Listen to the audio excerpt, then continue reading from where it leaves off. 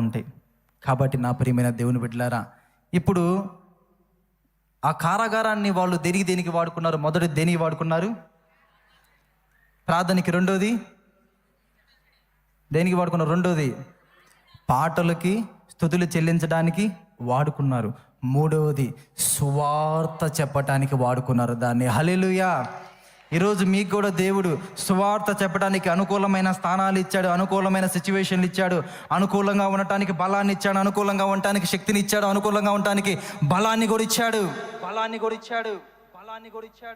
దాని కొరకు నువ్వు వాటలేదు. ఒక పక్క దెబ్బలు తిన్నారు, ఓ పక్క అపరిమాత్మ స్థితిలో ఉన్నారు, ఓ పక్క బాధపడుతున్నా కానీ ధైర్యం తెచ్చుకొని మనోబలంతో సువార్త ప్రకటించడం ప్రారంభించారు. నువ్వేం దెబ్బలు తిన్నావా? లేదా నిన్నేమైనా బాధ పెట్టారా? ఏం లేదు కదా. మరెందుకు సువార్త ప్రకటించడానికి, దేవుని గురించి చెప్పడానికి భయం ఎందుకు? వాడు కొడతాడానా? వాడు ఏదైనా చేస్తాడానా? తెగించే నువ్వు మందిరానికి వచ్చినప్పుడు వాడికి ఏది చేస్తే ఏంది, ఏది చేయకపోతే ఉంది? భక్తుల కంటే నువ్వు ఎక్కువ పొందావా? భక్తుల కంటే వేదనలు ఎక్కువ అనుభవించావా? ఒక్కసారి గమనించండి, ఇక్కడ చూడండి. ఇక్కడ ఒకసారి ఎన్నో తిన్నారు, అవమానాలు పొందారు, అయినా కానీ ఒక ఆత్మను రక్షించడానికి సువార్త ప్రకటిస్తున్నారు. చూడండి ఒకసారి వాళ్ళు. అరే, నీకు బలం ఇచ్చినప్పుడు, శక్తిని ఇచ్చినప్పుడు, జ్ఞానం ఇచ్చినప్పుడు, వివేకాన్ని ఇచ్చినప్పుడు, సమయస్ఫూర్తినిచ్చినప్పుడు ఎందుకు సువార్త చెప్పలేకపోతున్నావు? నీ కళ్ళ ముందే ఒక ఆత్మ తిరుగుతూ ఉంది కదా, ఎందుకు సువార్త చేయలేకపోతున్నావు?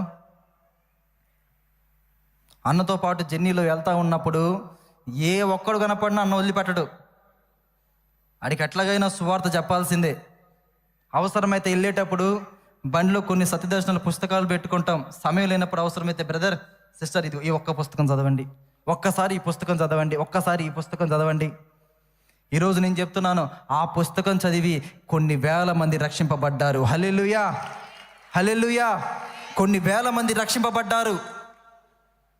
నీకు దేవుడు అన్నీ ఇచ్చినాక, అన్ని సమకూర్చినాక, అన్ని చేసినాక ఎందుకు మరి నువ్వు వెనకడుగు వేస్తున్నావు? ఈ వెనకడుగు వేసే వాళ్ళంటే దేవునికి పరమ చిరాకండి, పరమ చిరాకు. సమస్యలు, శోధనలు ఎదురైనప్పుడు వెనక్కి తీసేవాళ్ళు, వెనకడుగు వేసేవాళ్ళంటే దేవునికి పరమ చిరాకు. సువార్త ప్రకటించే విషయంలో భయపడే వాళ్ళంటే దేవునికి పరమ చిరాకు. దేవుడికి ఇష్టం లేదు. విశ్వాసం లేని ప్రజల్లాగా బతుకుతున్నాళ్ళంటే దేవుడికి ఇష్టం లేదు. విశ్వాసము లేకుండా దేవునికి ఇష్యులై ఉండుట సాధ్యము అన్నాడా? ఏమన్నాడు? అసాధ్యము. ఈరోజు నీకు అన్నీ ఉన్నాయి కదా, సమస్తం నీ ముందు పెట్టాడు కదా, మరి నీకు ఏం తక్కువ చేశాడు? రేపు పరలోకం వెళ్ళిన తర్వాత కూడా నా దాసుడా, నా బిడ్డ, నీకేం తక్కువ చేశా? అన్నీ ఇచ్చా కదా. నువ్వు ఆకలైతే అన్నం పెట్టా కదా, నువ్వు పడుకోవటానికి, ఉండటానికి, నీ కార్యక్రమాలు చేసుకోవటానికి నీకు ఇల్లు ఇచ్చాను కదా, అన్నీ ఇచ్చాను కదా. మరి ఎందుకు నా రాజ్య వ్యాప్తి కొరకు ఒక్కరికి కూడా సువార్త చెప్పలేకపోయావు? దేవుడు క్వశ్చన్ చేస్తాడు, ఏం సమాధానం చెప్తావు?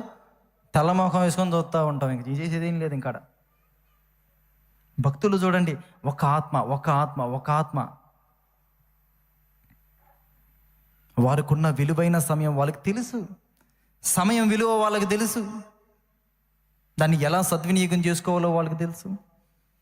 ఏమండి, రోజులు గడిచిపోతున్నాయి అన్న. ఇప్పుడు దాకా బ్రదర్, నేను ఒకటి అడుగుతానండి, ఇప్పుడు దాకా ఇన్ని సంవత్సరాల్లో మేము కష్టపడి కనీసం ఒక 100 మందిని రక్షించామన్న వాళ్ళు ఎవరైనా చేతులు పైకెత్తండి. ఒక 100 మందిని మేము రక్షించామని.